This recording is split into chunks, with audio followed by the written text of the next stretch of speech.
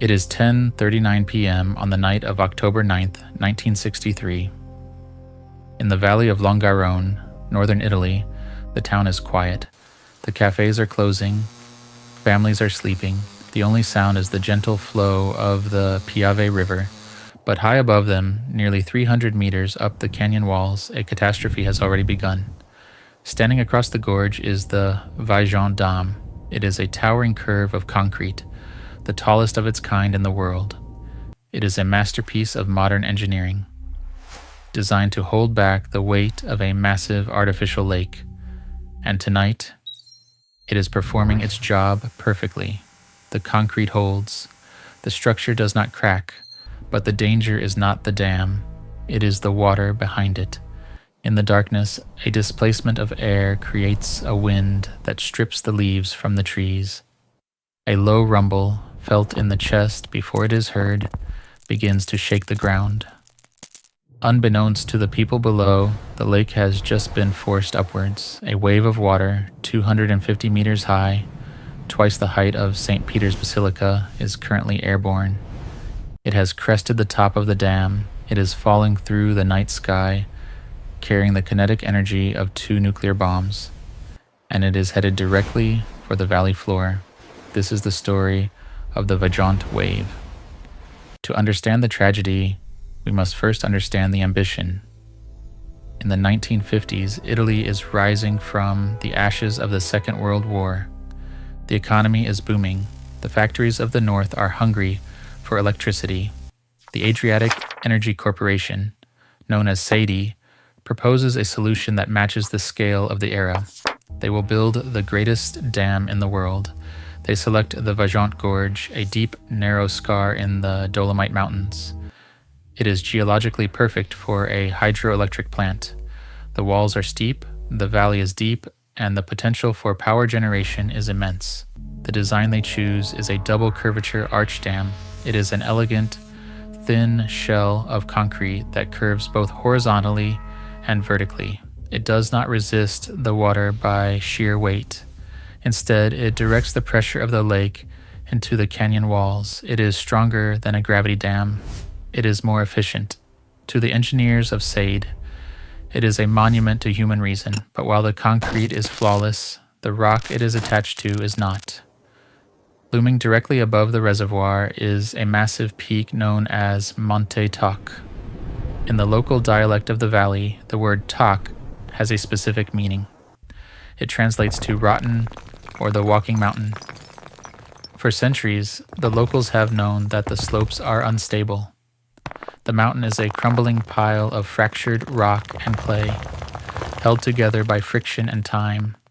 The engineers conduct surveys. They see the evidence of ancient landslides. They hear the warnings of the villagers. But in the race for progress, these geological red flags are viewed as engineering challenges, not fatal flaws. They believe they can reinforce the rock. They believe they can tame the mountain. They proceed with construction. The wall rises, meter by meter, sealing the gorge. And with every bucket of concrete poured, the fate of Longarone is cemented. In February of 1960, the filling of the reservoir begins. As the water level rises against the face of the dam, it seeps into the porous rock of Monte Toc. It acts as a lubricant. The layers of clay deep within the mountain, dry for millennia, begin to soften. The friction that holds the slope in place starts to vanish. Almost immediately, the mountain responds. A massive fracture opens up along the northern face. It is not a small crack. It is a continuous M-shaped tear in the earth, stretching for 2 kilometers across the forest. It effectively outlines a colossal block of rock, distinct from the rest of the mountain. This block has a volume of 260 million cubic meters. It is larger than the dam itself. It is larger than the town below. The engineers at SAD pause. They realize the danger. But they do not drain the lake. They do not abandon the project. Instead, they decide to conduct an experiment. They believe they can control the landslide. Their theory is that by slowly raising and lowering the water level, they can ease the rock mass down into the reservoir. Gently, like a man slowly sitting into a bathtub, they believe they can negotiate with gravity. For the next 3 years, they play a game of cat and mouse with the geology. When the water rises, the slide accelerates. When they lower the water, the slide slows down. They treat the mountain like a machine with a throttle. They install monitoring stations. They track the movement in millimeters. They convince themselves that the slide will be gradual. They predict that if the mountain falls, it will only create a small wave, easily contained by the massive concrete wall. They are wrong. They are not measuring a slide. They are measuring the loosening of a trigger.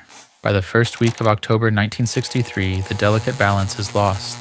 The sensors on the slope begin to return terrifying data. The slide is no longer moving in millimeters. It is moving in centimeters. 20 centimeters a day, then 40. The mountain is waking up. On the surface of Monte Toc, the signs of distress are visible to the naked eye. The forest floor is buckling. The trees are tilting at odd angles, their roots snapping as the earth shifts beneath them. The animals of the mountain, the hares, the foxes, the birds, abandon the slope entirely. Nature senses what the calculations missed. Inside the sad control room, the mood shifts from confidence to panic. The engineers realize that the hydraulic throttle has failed. They frantically open the sluice gates, attempting to drain the reservoir as fast as possible to relieve the pressure on the slope. But the water level drops too slowly. The mountain is moving faster than the pumps can operate. Physics is now working on its own schedule. On the morning of October 9th, the slide is accelerating visibly. The road running along the side of the reservoir twists and deforms. Rocks tumble continuously into the water. But even now, the magnitude of the error is not understood. The engineers warn the residents of the small hamlets immediately adjacent to the lake, but the town of Longarone, sitting safely in the valley below the dam, is told nothing. The experts are convinced that even if the mountain falls, the dam will hold the water back. As night falls, a group of engineers gathers on the crest of the dam. They stand on top of the concrete wall, looking out into the darkness at the looming shadow of Monte Toc. They are there to observe. They expect a collapse. They expect a wave. But they believe they are watching a controlled experiment from the safety of a fortress. They do not realize they are standing at ground zero. At 10:39 p.m., the mountain finally gives way. It does not slide. It falls. In a single violent motion, the entire 2-kilometer slab of rock detaches from the underlying bedrock. 260 million cubic meters of earth, a mass of land bigger than the dam itself, accelerates down the slope. It hits the reservoir at a speed of 110 kilometers per hour. The impact is cataclysmic. The rock displaces the water with such force that the lake does not just splash, it explodes. The basin is instantly filled with stone. The water has nowhere to go but up. A towering wall of liquid shoots into the night sky. One wave crashes against the opposite bank, destroying the village of Casso. Another wave travels upstream, wiping out the hamlets of Erto. But the largest wave turns towards the dam. It rises 250 meters into the air. It engulfs the control center on the crest, vaporizing the engineers instantly. They never had time to radio a warning. Then the water does the impossible. It leaps over the top of the dam. The concrete wall stands firm, but it is now a waterfall for a man-made ocean. 30 million cubic meters of water plunge vertically into the gorge below. As it falls, it compresses the air in the narrow valley. It turns into a pressurized piston. The water disintegrates into a fine mist, an aerosolized wall of destruction moving faster than a Formula One car. It exits the gorge and enters the wider valley of the Piave. Directly in its path, sleeping in the moonlight, lies the town of Longarone. The water falls nearly 500 meters. As this massive volume of liquid plummets through the darkness, it compresses the air beneath it. It creates a shock wave that travels ahead of the water, moving at twice the speed of sound. Before a single drop of water touches the town of Longarone, the air blast arrives. It hits with the force of an atomic explosion. The pressure wave levels the buildings instantly. Roofs are torn off. Walls are pulverized into dust. The victims waking in their beds are killed not by drowning, but by the sheer impact of the atmosphere itself. Seconds later, the water arrives. It is not a flood. It is a solid wall of mud, rock, and debris, moving at 80 kilometers per hour. It does not flow around obstacles. It removes them. The town of Longarone is not submerged. It is erased. The force of the impact scours the earth down to the bedrock. It strips the soil, the roads, the foundations, and the history of the valley. In the span of 4 minutes, a thriving community of 2,000 people is reduced to a flat, muddy plain. There are no screams. The roar of the water drowns out everything. And then, as quickly as it arrived, the wave dissipates. It spreads out into the Piave riverbed, leaving behind a silence that is heavier than the noise. 1,917 people are dead. Whole families, entire lineages, are extinguished in the time it takes to draw a breath. The electric lights are gone. The moon shines down on a valley that has been returned to the Stone Age. The sun rises on October 10th to reveal a landscape that defies comprehension. The valley floor is a wasteland of gray mud. The rescue teams arriving from the south cannot find the streets. They cannot find the church. They cannot find the bodies. The destruction is absolute. But amidst the devastation, one thing remains standing. High above the ruined town, the Vajont Dam is still there. The white curve of concrete shines in the morning light, almost completely undamaged. It held the weight of the water.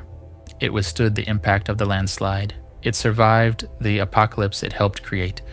It stands today not as a ruin, but as a tombstone, a monument to the dangerous perfection of engineering. It proved that we can build structures that are stronger than nature, but we cannot build systems that are smarter than nature. The trial that followed was long and bitter. The officials of Sade were convicted, but the sentences were light.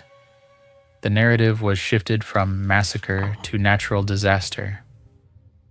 But the locals know the truth. They know that the mountain spoke clearly for 3 years. They know that the name Monte Toc was a warning written in the geography itself. Today, the dam is empty. The wind whistles through the gorge where the water once roared. The Vajont tragedy reminds us of a simple, terrifying truth. We can conquer concrete. We can conquer steel. We can rewrite the laws of physics to suit our needs, but we cannot negotiate with the earth. When the mountain decides to move, we are just guests in its path.